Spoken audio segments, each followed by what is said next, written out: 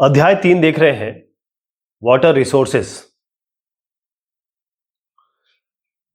Water resources, जहां जहां पानी होगा, हिंदुस्तान के जो जल संसाधन है उसकी चर्चा करेंगे आज।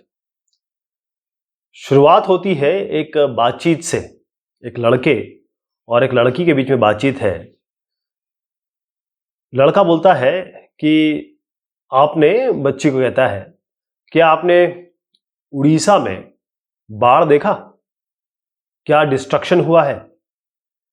तो बच्ची कहती है, हाँ मैंने देखा है, पानी बहुत ज़रूरी है, हम पानी के बगैर जी नहीं सकते, लेकिन कभी कभी पानी नुकसान भी पहुंचाता है। लड़की कहती है कि मुझे मेरे पिताजी ने कहा है कि पानी बहुत सारी फैक्ट्री में यूज़ होता है और पानी की ज़रूरत, चाहे वो स्प्रिंग्स में हो, चाहे वो पॉन्ड में हो, यानी कि तालाब में हो, नदी में हो, बहुत ज़रूरत बढ़ जाती है उसकी। 3/4 जो अर्थ यानी ग्लोब, इसका जो सरफेस है वो पानी से कवर्ड है।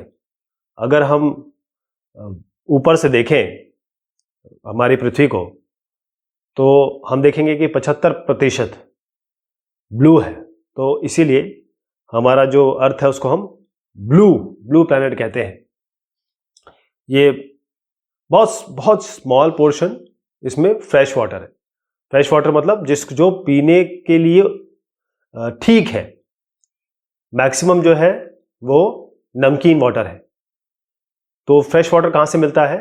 जो पानी बरसात से आता है और जो ज़मीन के अंदर चला जाता है। एक साइकिल होती है, हाइड्रोलॉजिकल साइकिल है, वाटर साइकिल उसे कहते हैं। तो पानी जो है वो रिन्यूएबल रिसोर्स है, यानी कि वो पैदा होता रहता है, मतलब जितना पानी है उतना ही रहेगा।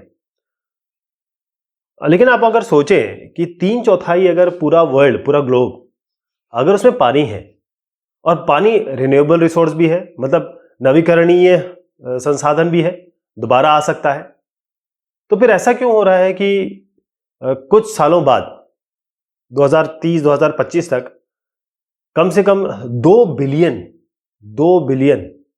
मतलब 2 करोड़ लोग, उनके पास पानी नहीं होगा? ऐसा क्या है? ये तो बड़ा अजीब सा लग रहा है।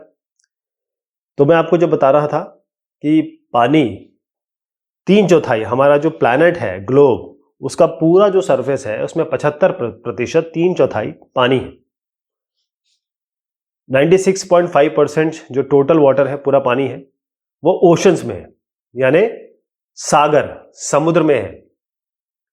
इसको आप थोड़ा सा इंटीजर ले लें अगर, तो 97% करीबन, 96.5 प्रिसाइज रखिएगा, ये नमकीन पानी है, सलाइन पानी है, हम इसको नहीं पी सकते। उसके बाद फ्रेश वाटर है, 3% केवल ऐसा पानी है जो हम पी सकते हैं, पी नहीं रहे हैं, पी सकते हैं। 30%, 3% ध्यान रखिए, 2.5% बेसिकली ये रिवर में होगा या ग्लेशियर्स में होगा।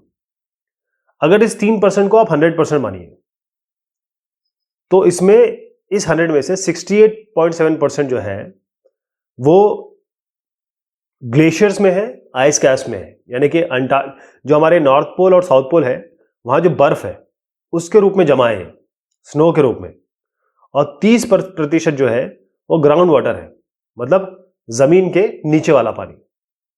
30% जमीन के नीचे है, 30.1%, और 68.7% जो है वो कहां पर है?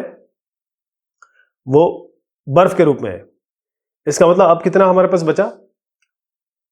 मतलब इस 100 का 0.3%, मतलब इस अभी जितना परसेंट है उसमें 0.9% है। अब इसका जो 0.3% है उसमें, और लेक्स में है, स्वाम्स में, मतलब पॉन्ड्स वगैरह में, रिवर्स में 2% है। फिर से समझिएगा, 100% पूरे ग्लोब के लिए, 4% पूरे विश्व का, पूरे ग्लोब का 4% जो है वो हमको बरसात मिलती है। मतलब 133 में है। अगर एक इंसान के लिए पानी कितना अवेलेबल है उस हिसाब से देखें, एक आदमी को कितना पानी उपलब्ध है, तो 133वें नंबर पे आते हैं। और पूरे विश्व का जो रेनफॉल होता है उसमें मात्र 4% हमको मिलता है। फिर से बताता हूं मैं, जितना भी पानी है 96.5% उसमें कहाँ है? समुद्र में। केवल 2.5% हमारे पास फ्रेश वाटर है। इसमें 2.5% में जो 70% है वो ऊपर और नीचे बर्फ के रूप में, ग्रीनलैंड में, माउंटेन रीजन में, और 30% जो इसमें है वो कहाँ पर है? जमीन के नीचे। हिंदुस्तान जो है वो 4% उसको बरसात मिलती है। प्रेसिपिटेशन मतलब बरसात होता है, मॉइस्चर कंटेंट। और हम लोग 133वें पोजीशन पे कि भाई एक आदमी को कितना पानी अवेलेबल है। अगर इस तरीके से हर विश्व का देखा जाए कि हर देश में कितना कितना पानी अवेलेबल है एक आदमी को, हम 133वें नंबर पे है। जो रिन्यूएबल वाटर रिसोर्सेज है वो कितना है हमारे पास? 1897 स्क्वायर किलोमीटर पर एनम।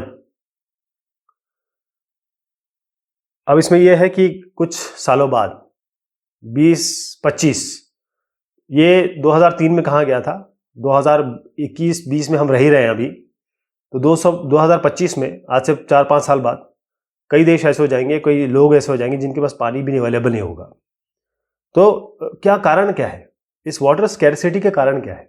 पानी क्यों नहीं है? पहली चीज है कि रेनफॉल कम है। इसका मतलब यह है कि कई ऐसी जगह है जहां पर बरसात कम होती है। जब पानी ही नहीं आएगा, पानी कहां से आएगा? ऊपर से ही आएगा। भगवान देते हैं पानी बादल के रूप में। अब बरसात ही नहीं हो रही है तो फिर वहां पानी कैसे आएगा? अगर 200, देखिए, अनइक्वल डिस्ट्रीब्यूशन है, यानी कि इसका मतलब यह है कि किसी जगह तो बहुत ज्यादा पानी है, किसी जगह बिल्कुल पानी नहीं है, बराबरी का डिस्ट्रीब्यूशन नहीं है। फिर उसके अलावा लोग बढ़ रहे हैं, पॉपुलेशन बढ़ रही है, तो लोगों की जरूरतें बढ़ रही हैं। एक आदमी को बहुत सारा पानी चाहिए होता है खाने पीने धोने के लिए। इसके अलावा हम डेवलपिंग इकोनॉमी है और बगैर इंडस्ट्रीज के, मैन्युफैक्चरिंग के तो कुछ हो नहीं पाएगा। तो इंडस्ट्रीज जो है वो बहुत ज़्यादा पानी यूज़ करती हैं, और हम ऐसा नहीं कह सकते क्योंकि हर चीज़ हम अपने आप तो नहीं बना सकते, हमको इंडस्ट्रीज चाहिए ही चाहिए। इसके अलावा जो इरिगेशन है, सिंचाई की ज़रूरत पड़ रही है। हम जो एग्रीकल्चर का लैंड है जहां हम खेती करते हैं वो बढ़ रहा है, और वो बढ़ रहा है तो हमें सिंचाई की ज़रूरत भी पड़ रही है कि भाई जितना ज़्यादा इरिगेशन करें। कई ऐसे क्रॉप्स हैं वो बहुत ज़्यादा पानी लेते हैं, बहुत ज़्यादा पानी लेते हैं। अर्बनाइजेशन हो रहा है, इसका मतलब कि लोगों ने शहर में रहना शुरू कर दिया है, वो उनका लाइफस्टाइल चेंज हो गया है। सबके पास एयर कंडीशनर है, सबके पास सारी जो लग्जरी है वो यूज़ कर सकते हैं। वो पानी भी उनके पास, अमीर के पास अमीर ज़्यादा है, गरीब के पास दिख नहीं रहा है। इसके अलावा जो ख़राब पानी है जो इंडस्ट्रीज से निकलता है, मतलब एक आदमी पानी देख रहा है लेकिन वो पी नहीं सकता। उसका कारण ये है कि जो इंडस्ट्रीज़ है, जो मैंने मैन्युफैक्चरिंग यूनिट्स, इंडस्ट्रीज़ ऐसी वेस्ट बताई, वो उन्होंने क्या किया कि जो अपना वेस्ट मटेरियल है वो सीधा पानी में डाल दिया। इसमें केमिकल भी है, इसमें पॉइजनस केमिकल है, बड़े खतरनाक इसमें केमिकल है, वो पानी में डाल दिए बगैर उसको ट्रीट किए हुए। तो आदमी देख तो रहा है लेकिन वो पी नहीं सकता। ये बड़े हृदय विदारक कुछ चित्र हैं। इसमें देखिए, एक बच्चा है, बहुत ज़बरदस्त बरसात हुई, और कितनी बरसात हुई? 180 मिलीमीटर एक दिन में। कोलकाता की बात है ये। रात भर रेन हुई, पानी हर जगह है, लेकिन वो पी नहीं सकता बेचारा। बच्चे पी नहीं सकते क्योंकि ज़मीन का पानी कैसे पिएंगे? तो ये पानी भर रहा है छोटा बच्चा, ताकि कम से कम वो किसी तरीके से पानी का इंतज़ाम करे। एक बहुत ज़बरदस्त यहाँ पर स्नो है, स्नो कंडीशंस है, और इसके बाद ये अर्थक्वेक आया। ये देखिए जो बंदी है कैसे पानी भरने जा रही है। यहाँ पर औरतें जो है लाइन लगा के खड़ी हुई हैं कि केवल दो बाल्टी, 2 गुंडी पानी इनको मिल जाए। यानी पानी जो है उसके बगैर तो कुछ नहीं होगा। आप सोचें, अगर आपको पानी ना मिले, खाने के बगैर तो रह देंगे 1-2 टाइम, पानी के बगैर नहीं रह पाते। तो हमने देखा कि पानी जो है कम है, और 3 चीज़ें हम इसको बता सकते हैं कि भाई क्यों पानी कम है। एक तो ये है कि हमारे पास पानी है लेकिन हम उसका शोषण ज़्यादा कर रहे हैं, एक्सप्लॉयटेशन कर रहे हैं, बहुत ज़्यादा यूज़ कर रहे हैं, और एक अनइक्वल एक्सेस है। सोशल ग्रुप, कई लोगों के पास पानी बहुत ज़्यादा है, कई लोगों के पास पानी बिल्कुल नहीं है। ये दो चीज़ें। एक फाल्कन मार्क साहब है, फाल्कन मार्क साहब एक स्वीडिश एक्सपर्ट है, वो कहते हैं कि जो वाटर स्ट्रेस है, जब पानी अगर 1000 क्यूबिक मीटर एक आदमी के लिए पर डे, 1000 क्यूबिक मीटर एक आदमी के लिए एक दिन में अगर इससे कम मिलता है पानी, इसको हम कहते हैं वाटर स्ट्रेस। इसको हम कहते हैं कि वाटर स्ट्रेस या वाटर स्केर्सिटी। इसका मतलब ये है, एक सवाल और उठता है कि जब पानी आ सकता है, पानी है, ये वाटर साइकिल है, इसमें ग्लेशियर्स हैं, जैसे मैं आपको बता रहा था, बरसात भी होती है, ग्लेशियर भी पिघलते हैं, पानी आता है, ये लेक्स वगैरह में आता है, और उसके बाद ये इवापोरेट होता है, फिर बादल बनता है, फिर बादल बन के फिर वो बरसात हो जाती है, फिर वही चक्र पूरा होता रहता है। तो जब नेचुरली पानी आ रहा है, बनता है, जितना पानी है उतना खत्म नहीं होगा, वो उतना ही रहेगा। तो फिर पानी का इतनी बात क्यों है? क्या ऐसे एरियाज हैं, कौन से ऐसे एरिया हैं वो पानी की कमी से क्यों जूझ रहे हैं, वहां पानी कम क्यों है? इसका कारण क्या है? जैसे मैंने आपको पहले अभी बताया कि भाई पॉपुलेशन बहुत ज्यादा हो गई है, जैसे लोग ज्यादा बढ़ रहे हैं, पानी तो उतना ही है ना उस जगह पे, वहां पानी उतना ही है, लोग ज्यादा बढ़ गए। इसके अलावा कि बहुत सारे जो पानी का यूज है वो ज्यादा यूज हो गया। पहले लोगों के पास कार नहीं थी, अब वो कार को धोते हैं, हर सैटरडे हर संडे कार को धोते हैं, हर दूसरे दिन धोते हैं। इसके अलावा तो वो ज़्यादा बढ़ गया ना हमारे पास काम। इसके अलावा हमको पानी से इरिगेशन करना पड़ता है, ऐसी जगह जहाँ पर एग्रीकल्चर हो रहा है और ड्राई सीजन में है। मतलब पॉपुलेशन को फीड करने के लिए, खाना खिलाने के लिए हमको तरीके अपनाने पड़ते हैं जिससे हम खेती कर सके, चाहे बरसात हो चाहे ना हो। अगर आप देखेंगे कि टेलीविजन में काफ़ी एडवर्टीजमेंट आता है पंजाब, उस इलाके, पंजाब के आसपास के इलाकों में आप देखेंगे, प्लेन रीजन में भी है ऐसा। वहां पर यह होता है कि जो पानी का सप्लाई है वो क्या करे, उसके लिए अब एक जो ये ट्यूबवेल लगा हुआ है, ये है ट्यूबवेल। क्या है? ट्यूबवेल। तो जो किसान है उन्होंने इरिगेशन किया, सिंचाई की ट्यूबवेल का उपयोग करके। ये अपना खुद ही उनके पास वेल है, वेल कहें या फिर ट्यूबवेल कहें। वेल मतलब होता है कुआं। तो प्रोडक्शन बढ़ाने के लिए उन्होंने इसका यूज किया। अब आप देखें कि बहुत अच्छा है, बहुत अच्छा सिंचाई का व्यवस्था है, हरियाली भी दिख रही है। लेकिन अब आप ये तो देखें कि ये पानी कहाँ से आ रहा है? ये पानी जमीन से आ रहा है। इसका मतलब जमीन का पानी ये निकाल रहे हैं और बहुत ज्यादा निकाल रहे हैं। तो जब जमीन का पानी कम हो जाएगा, जब जमीन का पानी निकाल लेंगे, तो इसका मतलब ग्राउंड लेवल जो है, जो फ्रेश वाटर है, ये पीने के लायक पानी है, सिंचाई के लायक पानी है, ये जो पानी है इसका लेवल गिर जाएगा। इसका मतलब डिप्लीट हो जाएगा, कम हो जाएगा। अब ये साहब तो है, ऐसे आसपास के बहुत सारे लोग अगर ये काम करने लगेंगे, और कर रहे हैं, सबके सब ट्यूबवेल से पानी निकाल रहे हैं, तो वो पानी तो खत्म ही हो जाएगा ना एक समय में। तो इंडिपेंडेंस के बाद जब हमको स्वतंत्रता मिली तो हमको ज़रूरत थी कि भाई इंडस्ट्रीज भी लगाए जाएं, शहरीकरण भी हो। अब आज के ज़माने में आप देखिए कि मल्टीनेशनल कंपनीज हैं, अब वो पानी उपयोग करती हैं, पानी यूज़ करती हैं, पानी पे प्रेशर डालती हैं, और ये इलेक्ट्रिसिटी यूज़ करते हैं। इलेक्ट्रिसिटी जो यूज़ करते हैं वो कहाँ से आती है? वो पानी से ही आती है। मतलब मैक्सिमम, बहुत ज़्यादा पानी से तो नहीं आती, लेकिन मैं आपको परसेंटेज बताऊंगा। जो वो इलेक्ट्रिसिटी जो यूज़ कर रहे हैं वो भी पानी से ही आ रहा है।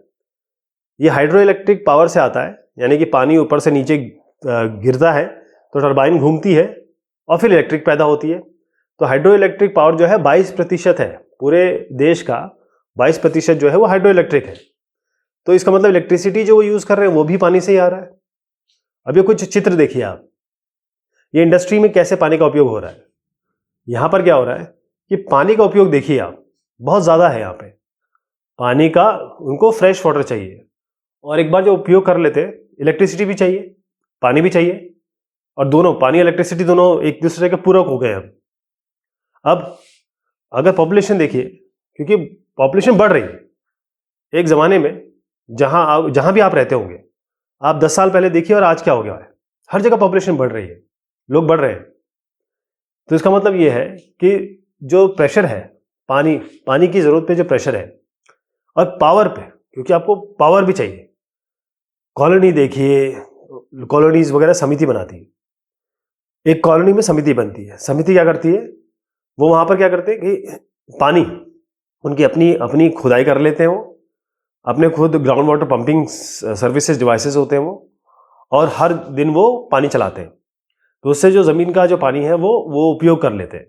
तो अगर बहुत ज़्यादा उपयोग कर लेते हैं तो इससे क्या होता है कि नॉर्मल पॉपुलेशन जो है, जिनके पास ये व्यवस्था नहीं है, उनके लिए पानी नहीं बचता, ज़मीन का पानी नहीं बचता।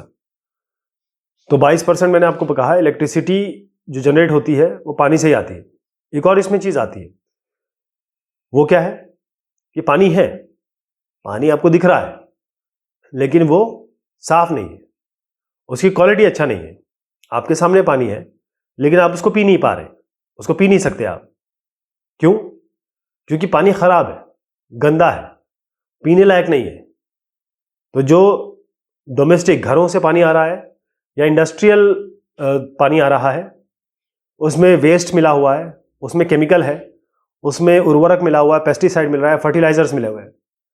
तो वो सारी चीज़ें जो उसमें मिली हुई है वो इंसानी उपयोग के लिए ठीक नहीं है, उपयोगी नहीं है। हम पानी को देख रहे हैं, पानी हमारे सामने से निकल रहा है या हमारे सामने भरा हुआ है, हम उसे पी नहीं सकते। जैसे पूरा समुद्र 3/4 है विश्व में, लेकिन उस पानी को हम देखते हैं, पी नहीं सकते। लेकिन यही यहाँ पर समस्या है। तो हिंदुस्तान की जो रिवर्स हैं, नदियाँ, वो उनमें बहुत सारी नदियाँ हैं जो टॉक्सिक हो गई है। गंगा यमुना जो है वो अब साफ नहीं रही, इनकी पूजा भी करते हैं हम लोग, लेकिन ये साफ नहीं है। इस कारण से, क्यों? क्योंकि पॉपुलेशन ज़्यादा है, एग्रीकल्चर मॉडर्नाइज हो रहा है, शहरीकरण हो रहा है, और इंडस्ट्रियलाइजेशन, मशीनीकरण का युग है।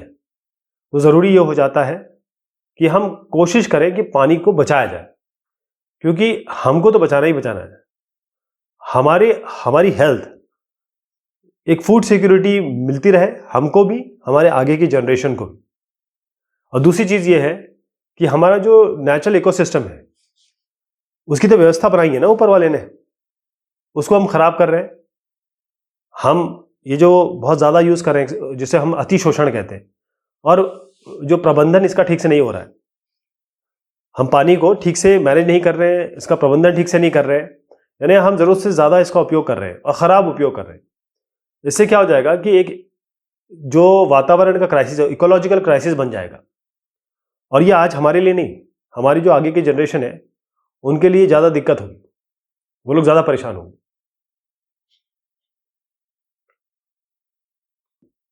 करेंगे कैसे अब इसको? कैसे हम पानी को बचाएंगे, कंजर्व करेंगे? ये सवाल बार बार आ रहा है। हमने ये देखा कि जो पास्ट में, हमारे इतिहास में, जो हमारे पास आर्कियोलॉजिकल एग्जाम्पल्स हैं, हिस्टोरिकल रिकॉर्ड्स हैं, इसमें हमने देखा कि हमारे पास अच्छे खासे, जिसे कहेंगे सोफिस्टिकेटेड, हमारे पास डैम बने रखे हैं। कई जगह हमने देखे कि तालाब हैं बनाए हुए, हमारे पास कैनाल हैं, नालियां हैं सिंचाई के लिए। ये हमारे पास ऑलरेडी हमने कर रखा है पहले, लेकिन अब हम इसको थोड़ा और बढ़ा रहे हैं। अब हम इसको, जो रिवर बेसिन है उसमें हम डैम बना रहे हैं। थोड़ा आपको मैं पीछे लेके चलता हूं इतिहास में। तो ये चीजें बहुत पहले से चल रही हैं, हाइड्रोलिक स्ट्रक्चर्स जो है। अगर पहली जो 1st सेंचुरी है बिफोर क्राइस्ट, तो सिंगावेरापुरा इलाहाबाद के पास, यहां पर ऑलरेडी एक बहुत बढ़िया सोफिस्टिकेटेड तरीका था पानी देने का, रिवर गंगा से लेके। इसके अलावा चंद्रगुप्त मौर्य के समय वहां पर डैम बनाए गए थे और बहुत बेहतरीन तरीके से बनाए गए थे। एक और हमारे पास एविडेंस आता है कि कलिंगा उड़ीसा, नागार्जुनकोंडा आंध्र प्रदेश, बेनूर कोल्हापुर, यहां पर भी हमको काफी सारी चीजें मिलती हैं। अब भोपाल लेक पे आइए, 11वीं सेंचुरी, सबसे बड़ा लेक है ये जो बना है। 14वीं सेंचुरी की बात करें, हौस खास में जाइए, वहां पर इल्तुतमिश ने सीरी फोर्ट एरिया में पानी पहुंचाने के लिए बनाया था। तो ये हम हीराकुंड डैम आज का एग्जाम्पल आप देखें, हीराकुंड डैम का एग्जाम्पल है ये। तो आज हम क्या कर रहे हैं कि हम डैम का उपयोग कर रहे हैं, डैम बनाते हैं, हम बांध बनाते हैं ताकि हम पानी कंजर्व कर सकें और मैनेज कर सकें। तो डैम होता क्या है? डैम कोई ऐसा नहीं कि ईंट गारे का एक स्ट्रक्चर है, केवल एक बड़ा सा एक दीवार है। ये पानी बह रहा है, ये इसका नेचुरल फ्लो है। हम यहां पर एक डैम बनाते हैं, बांध मतलब रोकना, बांध मतलब रोकना। अब पानी यहां रुक जाता है आके, अब पानी का लेवल बढ़ता रहता है क्योंकि बहुत बड़ा स्ट्रक्चर है ये, तो ये एक झील बन जाती है, एक लैक बन जाता है। तो पानी की जरूरत के हिसाब से यहां पर गेट्स कहते हैं, अलग अलग गेट्स हैं, उन गेट्स को खोला जाता है। तो यहां पर नीचे टरबाइंस होते हैं, और टरबाइन जो है लॉ ऑफ फिजिक्स है, इसमें जैसे पानी गिरता है टरबाइन घूमता है, टरबाइन घूमता है मैग्नेटिक इंडक्शन के कारण हमारी इलेक्ट्रिसिटी पैदा होती है। तो ये जो जगह है, इस जगह पे क्या क्या कर सकते हैं जहां पानी जमा है। तो आप ये समझिए केवल इलेक्ट्रिसिटी नहीं बन रही है, केवल ये मल्टीपर्पस है, इसीलिए हम इसका नाम देखिए मल्टीपर्पस रिवर प्रोजेक्ट्स है। केवल बिजली नहीं बन रही, हम पानी का संरक्षण भी कर रहे हैं और पानी को मैनेज भी कर रहे हैं। पहले ट्रेडिशनली क्या होता था, ये जो डैम्स थे ये रिवर्स को, जो रिवर है, नदियों को रोकने के लिए उनके ऊपर बनते थे कि भाई किसी तरीके से थोड़ा सा इंतजाम हो जाए, पानी जो है वो आसपास के एरिया में हम दे सके इरिगेशन के लिए, सिंचाई के लिए। लेकिन अब केवल इरिगेशन के लिए नहीं, आप देखें ये जो एग्जाम्पल मैंने आपको दिए ये इरिगेशन के लिए किए गए। ये सारे जो एग्जाम्पल हमने देखे सिंचाई पर्पस के लिए थे, लेकिन आज ऐसा नहीं है। आज ये मल्टीपर्पस इरिगेशन सिंचाई जो है वो केवल एक काम है इसका, केवल इरिगेशन नहीं, सिंचाई नहीं, केवल इलेक्ट्रिसिटी जनरेशन भी इसमें जुड़ गया है। पानी घर के लिए और इंडस्ट्रीज के लिए पानी देना, बाढ़ को रोकना, रिक्रिएशन एक्टिविटी, ये इतनी अच्छी जगह बन जाती है, लोग यहाँ घूमने आते हैं।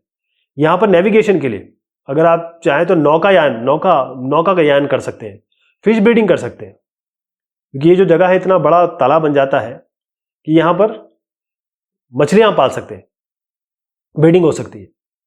तो एक तरीके से एक से ज्यादा काम हो गए, मल्टीपर्पस काम हो गए। पानी का उपयोग बिजली बनाने के लिए, पानी देने के लिए, सिंचाई के लिए, मजे के लिए, रिक्रिएशन, मजा होता है, आनंद। तो यहां पर मल्टीपर्पस प्रोजेक्ट, जैसे मैंने आपको बताया कि एक प्रोजेक्ट अगर आप लगा दें, जैसे सतलुज ब्यास पे है भाखड़ा नंगल प्रोजेक्ट, यहां पर यूज करते हैं। यहां पर आप हाइडल पावर प्रोजेक्ट भी है, ये मतलब इलेक्ट्रिसिटी भी हो रहा है, सिंचाई भी हो रही है। हीराकुंड प्रोजेक्ट पे आ जाइए, यमुना महानदी पे है, ये भी पानी का संरक्षण भी है, आरक्षण भी है, और जो बाढ़ आती थी बार बार उसको रोकने के लिए भी है ये। तो मैं जैसे आपको एक डैम बता रहा था, ये एक बैरियर है, एक रुकावट है, लेकिन ये एक ईंट गारे का स्ट्रक्चर नहीं है केवल, ये पानी को रोक रहा है, पानी को रिस्ट्रिक्ट कर रहा है, और रिस्ट्रिक्ट करके ये डायरेक्ट भी कर रहा है, यानी एक रिजर्वायर बन गया। यहां पर पानी आपके पास काफी आ गया ना, एक बहुत बड़ा इंपाउंडमेंट हो गया, एक तरीके से रिजर्वायर हो गया।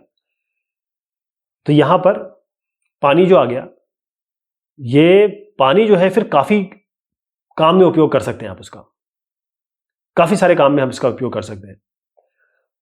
हमारे पास गेट्स हैं, ये अलग अलग गेट्स देख रहे हैं आप। बहुत ज्यादा पानी आ गया, बरसात होगी तो ज्यादा गेट खोल दिए, कम बरसात होगी तो कम गेट खोले, एक या दो गेट खोले। तो अगर बाढ़ आ रही है या सूखा है, उन दोनों सिचुएशन में इसका उपयोग हम कर सकते हैं। तो ये जो डैम है अलग अलग हाइट के हैं, अलग अलग आप स्ट्रक्चर देखेंगे, और इसके पीछे क्या साइंस लगाते हैं, क्या तरीका होता है, और क्या इसके पीछे सोच है। हमारे पास बहुत अलग अलग टाइप के होते हैं, मतलब टिम्बर डैम होते हैं, एम्बैंकमेंट डैम होते हैं, मेसनरी डैम होते हैं, और इसके भी बहुत सारे सब टाइप होते हैं। तो हाइट के हिसाब से, स्ट्रक्चर के हिसाब से, इसके अंदर जो मटेरियल लगा है उसके हिसाब से, ऊंचाई के हिसाब से, हाइट के हिसाब से आप कह सकते हैं कि लो डैम है, मेजर डैम हो गया, लार्ज डैम हो गया, कुछ मीडियम हाइट डैम हो गए, कुछ हाई डैम्स हो गए। तो इसके कंटेंट के हिसाब से भी और इसकी हाइट के हिसाब से भी इन डैम्स को हम डिवाइड भी कर सकते हैं, वर्गीकृत कर सकते हैं, हाइट के हिसाब से और कंटेंट के हिसाब से।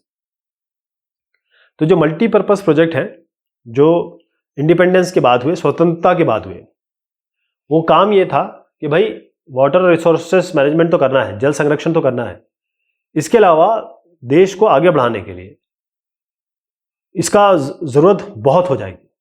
जो जो पहले हुआ उसको ओवरकम करने के लिए, स्वतंत्रता के पहले जो हुआ, जवाहरलाल नेहरू साहब ने कहा कि ये जो डैम्स है, दाम है, जो हमारे बांध है, ये टेम्पल्स है मॉडर्न इंडिया के। इसका मतलब ये मंदिर है। क्यों? इसी क्या करेंगे कि एग्रीकल्चर, सिंचाई और जो गांव है उनकी इकोनॉमी को भी आगे बढ़ाएंगे, क्योंकि इंडस्ट्रियलाइजेशन भी बढ़ेगा और अर्बन इकोनॉमी में भी इसका फायदा होगा। तो कुछ हमारे मल्टीपर्पस रिवर वैली प्रोजेक्ट है। मैंने जो अभी देखा इसको जरा समराइज कर दूं कि हमारे पास एक मल्टीपर्पस मतलब एक से ज्यादा काम। तो ये सारे रिवर वैली प्रोजेक्ट है जिनका एक से ज्यादा काम है। सिंचाई है, इलेक्ट्रिसिटी जनरेशन है और पानी सप्लाई करना, पीने का पानी। और डैम जो है ये अक्रॉस रिवर बनाए जाते हैं, यानी रिवर बह रही होती है, उसके अगर वो एक डायरेक्शन बह रही है उसके परपेंडिकुलर डायरेक्शन में लगाते हैं, अक्रॉस कहते हैं उसको। और ये जो है हम पानी को रोकने के लिए, स्टोर करने के लिए और रेन वाटर को स्टोर करने के लिए। इसके अलावा बहुत सारे मल्टीपर्पस प्रोजेक्ट है।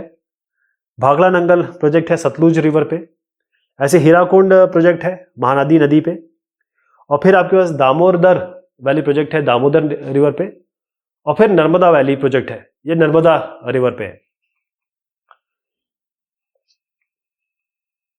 तो हम ये कह सकते हैं, एक पॉपुलर सॉन्ग है ये दामोदर वैली पे। यहां पर लोग क्या कह रहे हैं, उनको बहुत ज्यादा जो फ्लड आता था, मतलब बाढ़ आती थी, तो उस नदी को वो कहते थे कि ये हमारे लिए सौरो है, हमारे दुख की बात है ये नदी। तो ये जो मल्टीपर्पस प्रोजेक्ट है, बड़े बड़े डैम जो बनाए गए, ये बने तो, लेकिन वो ये चीज प्रोवाइड नहीं कर पा रहे जिसके लिए वो बनाए गए। मतलब जिस कारण से इतना पैसा लगा, इतना एफर्ट किया गया और इतनी सारी चीजें करी गई। जैसे अगर पानी को रोकना है, अगर पानी को अगर आप रोकेंगे, इसमें एक बहुत इंपॉर्टेंट बात मैं आपको बताऊंगा, शायद ये सोचने वाली बात है। उसमें ये है, ये नदी आ रही है, ये नेचुरल इसका कोर्स है। देखिए, डैम सबसे पहले तो आप उसका नेचुरल कोर्स खराब कर रहे हैं, मतलब जो इसका रास्ता है वो आप खराब कर रहे हैं। उसके बाद बहुत सारा पानी आ जाएगा यहाँ पर, इस जगह जमा हो जाएगा, बरसात भी हो रही है और नदी का पानी भी रुक रहा है, और नदी का पानी तो कंटिन्यूस आ रहा है ना, वो कभी ऐसा तो नहीं हो रही कम हो रहा है, वो आते चला जा रहा है। अब इसके साथ ये बहुत सारी मिट्टी लेके आता है, फर्टाइल सॉइल लेके आता है, मिट्टी लेके आता है। अब मिट्टी तो आगे नहीं जा पाती, आपको पता है कि जो पानी जो है वो हमेशा पानी जो है मिट्टी डिपॉजिट करता है। तो जब आपने इतने बड़े स्ट्रक्चर से इसको रोक दिया तो सारी जो मिट्टी है वो यहाँ रुक जाएगी। सारा जो पानी है जब रुक जाएगा, और पानी जब रुक जाता है, जब मोशन में नहीं रहता है, तो मिट्टी जो है नीचे जम जाती है। तो मिट्टी जरा नीचे जम गई तो इसको सिल्ट कहते हैं, इसको गाद कहते हैं। गाद जो अच्छी मिट्टी है, फर्टाइल मिट्टी है, उर्वरक मिट्टी है, वो सारी की सारी जो होगी वो सारी की सारी नीचे दब जाएगी, यहां पर दब जाएगी। अब पानी के नीचे दब गई तो जो इसमें कंटेंट थे या फिर उर्वरकता थी वो धीरे धीरे कम हो जाएगी, सेडिमेंटेशन हो गया, पानी जो है नीचे ठहर गया, पानी ठहर गया, सारी मिट्टी जो है नीचे ठहर गई। इसका मतलब यह है कि ये फ्लोरा और फौना को भी खराब करेगी आसपास के। इसका मतलब पानी जैसे बढ़ेगा, जब खासतौर पे फ्लडिंग सिचुएशन और बहुत ज़्यादा जब तेज़ बरसात हो रही होती है, तो आसपास के जो एरिया है वो तो पानी के अंदर आ जाएंगे। इनको, इस डैम को बनाने के लिए, एक डैम को बनाने के लिए आपको पता है कि ये सारे के सारे जो एरियाज हैं ये पानी के अंदर, पानी में दब जाएंगे। तो यहाँ की जो इकोसिस्टम है, यहाँ के जो लोग हैं, यहाँ के पेड़ पौधे हैं, वो सब चले जाएंगे, वो सब खत्म हो जाएंगे। ये आफ्टर इफेक्ट होते हैं, ये डिसएडवांटेज है। अगर आप मल्टीपर्पज प्रोजेक्ट बना रहे हैं तो ये सब भी तो नुकसान है इसके। इसका मतलब ये है कि जब हम आप पानी को जब रोकते हैं तो सबसे बड़ी प्रॉब्लम आती है गाद की, कि सारी मिट्टी, सारा गाद जो पानी लेके आ रहा है वो सब नीचे ठहर जाता है। बहुत फाइन पार्टिकल होते हैं मिट्टी के ये, और यही आगे चल के एक डेल्टा वेल्टा बनाता है जहाँ बहुत अच्छी खेती होती है। पानी ने तो सारा मिट्टी यहीं छोड़ दिया, सारी मिट्टी तो यहीं रुक गई, आगे कहाँ मिट्टी जा रही है जो हमें चाहिए। और उसके बाद क्या होता है कि अब धीरे धीरे धीरे ये मिट्टियाँ स्ट्रांग हो जाएंगी, तो हो सकता है पत्थर बना दे। तो और गाद जो होता है वो क्या होता है, जमीन के ऊपर जम जाती है, तो जमीन से पानी का कांटेक्ट खत्म हो जाता है, तो एक्वेटिक लाइफ जो होती है वहां की वो भी इफेक्ट में आ जाती है। और इसके अलावा कि आप कर क्या रहे हैं, जो पानी में जो माइक्रो ऑर्गेनिजम्स आ रहे हैं, जो एक्वेटिक एनिमल्स आ रहे हैं, डॉल्फिन हो गए, मछलियां हो गई, और भी जो पार्ट जो है वो तो आपने रोक दिया ना। एक नॉर्मल अगर रिवर होती तो यहां पर एक रिप्रोडक्शन हो रहा होता, अलग अलग बेल्ट में रिप्रोडक्शन होता है, तो ये माइग्रेट करते हैं। ये जो अंदर जो एक्वेटिक एनिमल है ये एक जगह से दूसरी जगह जाते हैं, ये रिप्रोडक्शन करते हैं। आपने तो रोक दिया, रिप्रोडक्शन ही भी नहीं हो पाएगा। इसके अलावा जैसे मैंने कहा आसपास का इलाका, जो लोग हैं आसपास के, ये छोटा मोटा इलाका नहीं है, ये बहुत बड़ा इलाका होता है। आप खुद सोचें, एक नदी आ रही है और नदी वैसे ही इतनी बड़ी होती है, जब उसके सामने डैम लग जाएगा तो वो नदी का पानी पूरा आगे तो जा नहीं पाएगा, वो लेटरली मतलब दाएं और बाएं हाथ की तरफ जाएगा, वहां की सारी चीजें खत्म हो जाएगी। और लोग जो यहाँ रहते हैं, कई सौ गांव यहाँ से डिस्प्लेस हो जाएंगे। आप सोच सकते हैं कि आप जिस घर में रहते हैं, आपको कोई आके कह दे कि भाई यहाँ से हट जाइए, आप कहीं और जाके जी लीजिए। और इसके बाद क्या होता है कि जो बहुत ज़्यादा इरिगेशन हो रहा है, उससे क्या हो जाता है, जब बहुत ज़्यादा पानी होता है, ये जो पानी है इसको उपयोग किया जाएगा, है ना। अब ये पानी है तो अब कहा गया कि भाई ये तो सिंचाई के लिए उपयोग होगा। अब सिंचाई के लिए उपयोग होगा जब हम फॉर फार्मर्स इसका बहुत ज़्यादा यूज़ कर रहे हैं, क्योंकि पानी बहुत है, पानी दिया जा रहा है। जो आसपास के जो फार्मर्स है, किसान बहुत ज़्यादा यूज़ करेंगे, इससे सलाइन बढ़ जाएगा। जो इसमें नमक आप कहें सॉल्ट कंटेंट जो हो गए, बहुत ज़्यादा इरिगेशन से इसका सॉल्ट कंटेंट जो है वो सॉइल का बढ़ जाता है। सिंचाई का एक समय होता है, एक कंटेंट होता है, उससे ज़्यादा नहीं कर सकते आप। लेकिन पानी बहुत ज़्यादा मिल रहा था, बहुत ज़्यादा पानी दिया जा रहा है। और सबसे बड़ी बात है, बहुत सारी गाद, आप दिमाग में डाल लीजिए, ये साइंस है। जो गाद जमा हो गया ना, जो बहुत ज़्यादा जो गाद जमा हो गई, क्योंकि पानी तो आता चला जा रहा है, पत्थर काट काट के लेके आ रहा है वो। इसका मतलब ये है, बहुत ज़्यादा जब पानी आएगा ना, बहुत ज़्यादा बारिश हो जाएगी। ये हमने देखा है, केरला में ये हुआ है। केरल में जो बाढ़ आई थी वो बांध के खुलने के कारण ही आई थी। तो मैं आपको ये बता रहा हूं कि ये जो गाद है, सेडिमेंटेशन है, इसको ध्यान रखिए। ये नेचुरल, एक जो रॉक पथरीला, जब पथरीला स्ट्रक्चर बन जाएगा वो धीरे धीरे, तो वहां पर एक्वेटिक लाइफ खत्म हो जाएगी। एक्वेटिक लाइफ जो नहीं, पानी के अंदर जो लाइफ होती है और पानी के आसपास जो लाइफ होती है, वो सब खत्म हो जाएगी। तो ये जो बड़े बड़े प्रोजेक्ट की बात कर रहे हैं हम लोग, इन्होंने बहुत सारे आंदोलन, जैसे जो आंदोलन है वो क्रिएट किए। नर्मदा बचाओ आंदोलन, टेहरी डैम आंदोलन, ये क्या थे? ये था कि भाई जो लोग हैं वहाँ के, जो लोकल कम्युनिटी है, उनको आप कैसे, इतने सारे लोग, एक दो को हटा दो तो ठीक है, हजारों को अगर लोगों को हटा दे तो कैसे होगा? मतलब एक दिल्ली में एक डिसीजन हुआ कि डैम बनाना है। ये तो सोचिए कि जो लोग वहाँ रह रहे हैं उनका क्या होगा? बच्चे हैं, बड़े हैं, बूढ़े हैं, यहीं पे नौकरी कर रहे हैं, यहीं पे अपनी वो लाइवलीहुड कमा रहे हैं, उनको कैसे आप हटा देंगे?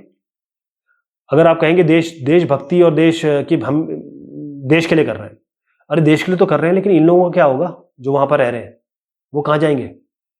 ये भी तो सोचना पड़ेगा। इसके लिए ये लोग बेचारे नर्मदा बचाओ आंदोलन और ये टेहरी बचाओ आंदोलन, एक एग्जाम्पल बता रहा हूँ मैं आपको। ये जो नर्मदा बचाओ आंदोलन है, इसके बारे में पूछा जाता है। ये श्रीमती मेधा पाटकर जी आप यहाँ पर देख रहे हैं, तो इनके नेतृत्व में इन्होंने बहुत काम किया है, बहुत सारे अवार्ड भी इनको मिले हैं। तो इन्होंने सरदार सरोवर डैम जो है नर्मदा नदी पर गुजरात में, उसके लिए बहुत इन्होंने संघर्ष किया। पहली चीज तो ये थी कि डैम ना बनाओ, इसके लिए शुरुआत की थी कि भाई डैम मत बनाइए, लेकिन उसके बाद बन गया। इनकी कौन सुनता है? जब सरकार तो पावरफुल होती है, इन बेचारों की कौन सुनता है? इसके बाद ये एनजीओ ने कहा कि ठीक है आप बना दिया है, तो जिन लोगों को आपने, जो आसपास के लोग हैं जिनको आपने हटाया, और वो उनके सारी जो ज़मीन है, घर है, सब पानी में दब गए, तो उन लोगों को जिसको डिस्प्लेस किया उनको बकायदा पैसे तो दो, कॉम्पनसेशन तो दो। एक आदमी जो अपनी ज़िंदगी जी रहा था आराम से, आपने उसको हटा दिया और उसको आपने कॉम्पनसेशन भी नहीं दिया। तो इन्होंने कई जो वहाँ के आसपास के लोग थे, किसान थे, और ख़ास तौर पे जो एनवायरमेंटलिस्ट थे, वो काफ़ी मोबिलाइज़ किया। तो मिसेस मेधा पाटकर हैं, वो इसकी नेता हैं, लीडर हैं। और ऐसे लोग हमको ये याद दिलाते हैं कि अपने लिए ना करके देश के लिए ऐसे लोग करते हैं, ये है असली देशभक्त लोग। तो ये अलग अलग प्रोजेक्ट है हमारे पास, हमने इनके बारे में बताया मैंने आपको। भाखड़ा नंगल प्रोजेक्ट है सतलुज नदी पर। हीराकुंड जो प्रोजेक्ट है वो महानदी नदी पर है। दामोदर वैली प्रोजेक्ट जो है दामोदर नदी पे है। और नर्मदा वैली प्रोजेक्ट जो है वो नर्मदा नदी पे है। मैं ज़रा आपको दिखा दूं मेजर प्रोजेक्ट्स क्या है। यहाँ पर भाखड़ा नंगल आप जो देख रहे हैं ये सलाई प्रोजेक्ट है। फिर आपका नरौरा, फिर गांधी सागर, राणा प्रताप या सरदार सरोवर यहाँ पर है, जिसके बारे में हम बात कर रहे थे। नर्मदा बचाओ आंदोलन यहीं से है। फिर कोयना, फिर आपके पास कोयना के बारे में हम बात करेंगे अभी। फिर हमारा ये घाट प्रभा, मेट्टूर, रामगुंडम, हीराकुंड, रिहंद, ये सारे हैं हमारे पास। बड़े बड़े प्रोजेक्ट्स हैं, मल्टी पर्पस प्रोजेक्ट है। और अब मैंने आपको इसके फ़ायदे भी बताए और नुकसान भी बताए। जो ऑब्जेक्शन थे, जो भाई कि ये जो कर रहे हैं क्या ये फ़ायदा कर रहे हैं, क्या प्रोजेक्ट जो आपने यूज़ किया है जिसके लिए इतना बड़ा काम हुआ है, क्या किसके लिए किया गया था? कि बाढ़ को रोका जाए। तो डैम तो फ्लड को रोक नहीं पा रहा है। डैम बनाया गया था कि भाई जितना बड़ा फ्लड आए, 2006 में क्या हुआ था, जो ऑलरेडी महाराष्ट्र और गुजरात में वहाँ पर पहले ही बाढ़ आ गई थी और उसके बाद उस डैम के गेट खोल दिए गए। तो जितना पानी बाढ़ का था उससे ज़्यादा जो है वो पानी डैम से जो आ गया उसके कारण और नुकसान हो गया।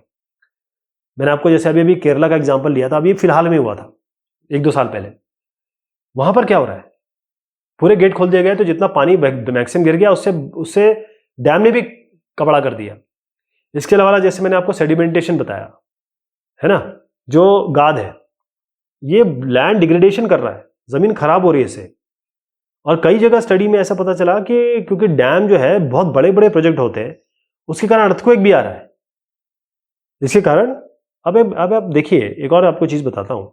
आप ध्यान रखिए कि बहता हुआ पानी साफ रहता है, रुका हुआ पानी खराब हो जाता है। तो जो ये पानी रुक गया, इसका मतलब यहाँ से डिसीज शुरू हो जाएगी। जो पानी रुका रहेगा वो गंदा होता रहेगा और उसके बाद यहाँ पर गंदगी पैदा होगी, पोल्यूशन पैदा होगा। तो ये जो स्टैंडिंग वाटर है, कहते हैं ना बहता हुआ पानी हमेशा साफ रहता है, तो ये भी एक नुकसान हो गया, है ना, नुकसान हो गया। कृष्णा गोदावरी का जो डिस्प्यूट है, ये कर्नाटक और आंध्र प्रदेश ने कहा हुई कि क्योंकि जो कर्नाटक आंध्र प्रदेश जो है उसके उनमें दोनों नदी आती है। क्योंकि एक जगह अगर आप बांध बना देंगे, एक कोयना है, कोयना के बारे में मैंने कहा था बताऊंगा, तो महाराष्ट्र गवर्नमेंट अब ये अगर वहां पर रोक देगी तो बाकी जो नीचे पानी आ रहा है, जो नीचे स्टेट्स हैं, उनके एग्रीकल्चर को क्या होगा, उनकी इंडस्ट्रीज को क्या होगा, उनको तो नुकसान हो जाएगा ना। मैं इसको समझाऊं जरा आपको, ये बहुत इंपॉर्टेंट बात है। ये कोयना है, ठीक है। अब कोयना जो है, अगर महाराष्ट्र इस कोयना पे कुछ कर रही है तो उस ये नदी जहां जहां बह रही है, ये नदी जहां जहां जा रही है वहां पर रोक दोगे तो फिर नीचे वाले जो स्टेट्स हैं जो वाकई में नीचे हैं, मतलब वो लैटिट्यूड में भी नीचे है, गर्मी ज्यादा पड़ती है वहां पे, तो वहां पर तो पानी की वैसी कमी है। आप वहां पर रोक देंगे तो बाकी नीचे वालों को क्या होगा? आंध्र प्रदेश हो गया और कर्नाटका हो गया, इनको तो नुकसान हो जाएगा। तो ये बातें भी हमको समझनी होगी कि कावेरी कब से चल रहा है। कावेरी इशू तो सुप्रीम कोर्ट में रखा हुआ है, उसका कावेरी नदी है, ये कर्नाटक और तमिलनाडु के बीच में है। कर्नाटक ऊपर है, तमिलनाडु नीचे है। 1924 से चल रहा है, उसके बाद 1974, आज भी इसकी प्रॉब्लम अभी तक चल रही है। क्योंकि कर्नाटका जो है कर्नाटका ने 4 डैम बना दिए 1974 के बाद, एक नहीं दो नहीं 4 डैम, और यही नदी से तमिलनाडु को भी पानी मिल रहा है। और वो सुप्रीम कोर्ट में गए। अब ये सब प्रॉब्लम्स आ रही है ना, डैम के कारण, मल्टीपर्पज प्रोजेक्ट के कारण। ये आप देखिए बड़ी टेरेबल पिक्चर्स हैं कि जब फ्लड आता है तो जो नॉर्मल लोग हैं, ये जो बेचारे गरीब लोग हैं जो जो वाकई में इससे अफेक्ट हो रहे हैं, उनका क्या? तो करना क्या होगा इसका? किससे क्या हर जगह डैम बनाते रहे ना? बढ़िया है, रेन वाटर हार्वेस्टिंग सोचें। रेन वाटर हार्वेस्टिंग क्या हुआ? रेन वाटर मतलब जो बरसात से पानी आ रहा है उसका उपयोग किया जाए, उसको हार्वेस्ट किया जाए। तो जब बरसात आएगी, इसमें क्या है, पानी आएगा, कलेक्ट करेंगे, उसको स्टोर करेंगे। जब रेन वाटर आ रहा है तो उसको ऊपर जमा करें छत पे, और उसको नीचे पाइप के थ्रू लाएं और किसी टैंक में जाके जमा कर दें। खास तौर पे जैसे राजस्थान हो गया और ऐसे गुजरात हैं जो सूखे इलाके हैं, कच्छ वगैरह के इलाके, तो वहां पर ये जो पानी है जिसको हमने स्टोर कर लिया, इस स्टोर्ड पानी को हम उपयोग कर सकते हैं। क्योंकि एक तो इस बरसात का पानी ये साफ होगा, और साफ होगा तो इसको हम रीयूज कर सकते हैं। और ऐसे इलाकों में तो जरूरत है ही इसकी, जहां पानी बूंद बूंद के लिए लोग परेशान हैं। तो इससे क्या होगा, एक तो एक फायदा ये हो जाएगा कि जो ग्राउंड वाटर है, जमीन के नीचे, धरातल के नीचे जो पानी है वो बढ़ेगा, और डोमेस्टिक यूज लोगों के काम में आएगा, घर के काम के लिए। जैसी पानी बरसात आए, पानी यूज कर ले, आसपास के इरिगेशन भी कर सकते हैं आप। एक और चीज आपको बताता हूं, ये क्या और एग्जांपल है कि घर के छत के ऊपर बरसात आ रही है, जहां बरसात कभी कभी होती है, सारा पानी लिया, नीचे पीवीसी पाइप वगैरह लगा दिया, इसको एक फिल्टर वगैरह भी कर सकते हैं। यहां पर केवल आप करना क्या है, आपको रेत डाल दीजिए। रेत जो है पानी को साफ कर देती है, फिर ये नीचे चला जाएगा, और फिर उसके बाद ये हैंडपंप, क्योंकि अब आपका जो ग्राउंड वाटर लेवल आपने मेंटेन किया ना, क्योंकि सारा पानी नीचे जा रहा है प्रॉपरली, है ना, खराब नहीं हो रहा है। तो ये सारे ऑल्टरनेटिव तरीके हैं कि हम इसके अलावा भी तरीके अपना सकते हैं कि पानी को हम अच्छे से यूज कर सकें। और ये आज की बात नहीं है, ये भी सालों से चल रहा है। ये भी एंशिएंट टाइम, इतिहास में चले जाएंगे ना, ये जो रेन वाटर हार्वेस्टिंग मैं कह रहा हूं, ये आज की साइंस नहीं है, ये बहुत सालों से चल रहा है। मैं अगर वेस्टर्न हिमालय में ले जाऊं आपको, तो वहां पर कुल और गुल है, उनको कुल्स और गुल्स कहते हैं। तो वहां पर बाकायदा जो वेस्टर्न हिमालय है, कुल्स और गुल्स यहां उपयोग होते थे एग्रीकल्चर के लिए। ये नालियां हैं एक तरीके से, और कुछ नहीं। ये देखिए नालियां हैं, ये कुल और गुल की बात कर रहा हूं मैं। बरसात का पानी आता है, ये एक एग्जांपल आप देखिए, इसको कुल कह रहे हैं। इसका कुल का मतलब आपने एक इलाका बना दिया और पानी यहां पर आगे भर गया, जब भी जरूरत होगी तो यहां से पानी छोड़ दिया जाएगा हल्का सा, तो इसका उपयोग कर सकते हैं। तो ये कुल और गुल, ये हमारे रेन वाटर हार्वेस्टिंग, बरसात के पानी का जो उपयोग है और उसका किसी तरीके से समायोजन है। तो ये जैसे राजस्थान में तो आपको बता ही रहा हूं, जहां पानी की कमी है वहां तो ये यूज हो ही रहा था। और मैं एग्जांपल अगर आपको दूं तो खादीन्स, जैसे जैसलमेर है, जोहार्स, ये राजस्थान में, ये आप देखते हैं कि ये ड्राई एरिया है, एरिड एरियाज हैं। जैसे खादीन्स, ये आप एग्जांपल देखिए, ये खादीन है, और ये आपके, जैसे आपको बता रहा था, जोहर। तो ये इलाके, ये जरूरत के हिसाब से पैदा हुआ है, और पानी का वाकई में, और वो भी रेन वाटर हार्वेस्टिंग यहां हो रही थी। इसके बाद हम, जैसे मैंने आपको कुछ इलाके बताए, कुछ जगह वाकई में पानी कम है और उसके लिए लोगों को काम करना पड़ा, लोगों को पानी को संजोना पड़ा। अब कई ऐसे एरिया है जो ड्राई है, थोड़ा सा सेमी ड्राई है, और इसमें अगर हम राजस्थान का इलाका, बीकानेर है, फलोड़ी और बाड़मेर, यहां पर क्या है, घर के अंदर इनके टांकी, ये बकायदा टैंक बनाते हैं वो लोग। और उसके बाद क्या होता है कि एक घर पे बहुत बड़ा रूफ होगा, और मैं आपको उसको शो करता हूं। ये जो है ना, छत पे पानी आता है, एक छोटी सी नाली बना देते हैं, उससे सारा का सारा पानी एक पाइप के थ्रू नीचे आता है, ये जो पाइप आप देख रहे हैं, और फिर ये नीचे जाके ये टैंक में जमा करते हैं। और ये जो टैंक है वो घर के नीचे होते हैं, धरातल के अंदर, मतलब एक तरीके से जैसे बेसमेंट हो गया ना, उस बेसमेंट के में होते हैं नीचे की तरफ। और ये जो टंकियां हैं, इसको वो कहते हैं पालर पानी बोलते हैं इसको। तो ये जो पानी है, ये जब बहुत गर्म हो जाएगा, जब बहुत ज्यादा गर्म हो जाएगा और पानी बिल्कुल भी नहीं रहेगा, तब इस पानी को यूज करेंगे। जरूरत है ये, वरना इसके बगैर तो लोग कैसे जिएंगे। तो ये जो टांकी है, आज की बात नहीं है, ये सालों से यूज हो रही है। लेकिन समय के साथ चीजों में परिवर्तन हुआ है। एक और मैं आपको बताऊं, एक और इसमें इंपॉर्टेंट फैक्ट है कि जो मेघालय है, मेघालय में दो जगह है। एक चेरापूंजी है, एक मौसिन राम है। चेरापूंजी और मौसिन राम में सबसे ज्यादा विश्व की बरसात होती है, विश्व की। अब उसके आसपास, उसी के पास में एक थोड़ी सी पास में जगह है शिलोंग में पानी नहीं है। तो जो रेन वाटर हार्वेस्टिंग स्ट्रक्चर है वो यूज किया गया। इसका मतलब 15 से 25% जो पानी चाहिए घर पे ना, वो कहां से आता है? वो रूफ टॉप वाटर हार्वेस्टिंग से आता है, यानी कि जो बरसात का पानी है उसको संजो के और उसका उपयोग करना। लेकिन जो वेस्टर्न राजस्थान की मैंने आपको बताई, ऑलरेडी वहां पर फिर एक बहुत अच्छी पेरेनियल, मतलब हमेशा पानी आता है, एक कैनाल बनाया गया। कैनाल मतलब एक नाली, बहुत बड़ी नाली बनाई गई, सिंचाई का तरीका उसको बनाया गया। उसके बाद थोड़ा ठीक हुआ। मैं जैसे कह रहा हूं कि ये जो रेन वाटर हार्वेस्टिंग, ये वाला तरीका जो बता रहा हूं, ये इतना ज़्यादा नहीं होता। एक मैं जगह बताऊं, जो गेंडाथुर, एक बहुत बहुत बैकवर्ड इलाका है मैसूर में, कर्नाटका में। तो यहां पर लोगों ने क्या किया, जो गांव वाले हैं, उन्होंने क्या किया कि उन्होंने बकायदा घरों पे रेन वाटर हार्वेस्टिंग के सिस्टम इन्होंने इंस्टॉल किए। इसमें अगर नंबर बताऊं मैं आपको, तो कम से कम 200 घर ऐसे हैं, इन्होंने रेन वाटर हार्वेस्टिंग सिस्टम, जो आज की टेक्नोलॉजी है, उसको लगाया। और कितना प्रोड्यूस कर रहे हैं आप नंबर जानेंगे? जो हाउस, जो इनका पानी, वो 20 घरों का, केवल 20 घरों से ये 1 लाख लीटर पानी ये हार्वेस्ट कर लेते हैं। 1 लाख लीटर, केवल 20 घर।